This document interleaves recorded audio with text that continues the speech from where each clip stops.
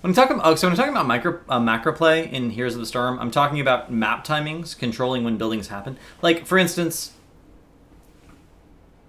there's a difference between strategy and tactics, right? Strategy is the overarching list of your objectives. Tactics are ways you achieve your objective. Essentially, there's some fuzzy. Defining strategy and tactics is difficult. Tavwiv, thank you for the follow. Appreciate it. So when you're thinking about it that way, macro play is like making decisions about how to get ahead on the map. So, for instance, if you have Sylvanas on Shrines, you can opt to give up the Punisher completely and just go push a fort down. And if their Punisher only gets a front wall and your Sylvanas key or your Sylvanas push gets a fort, that's a trade, right? That's a trade for you, and you're one step closer to winning the game, because the actual objective of the game is to kill the core, not to get 10 experience, not to do anything. That's one of the Tyrael medevac cheese strat words, right? Because you end up behind in levels, but if you execute correctly, you're pretty much guaranteed to win.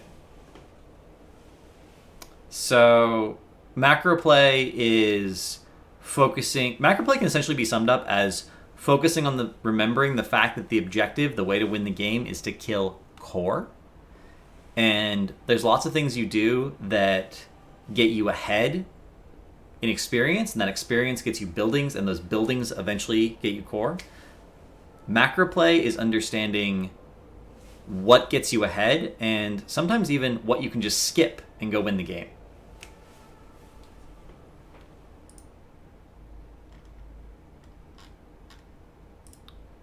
Macro is being used in a loose way to say govern your resources that you have. So Sylvanas' trait is a resource that we're in this case that we're talking about.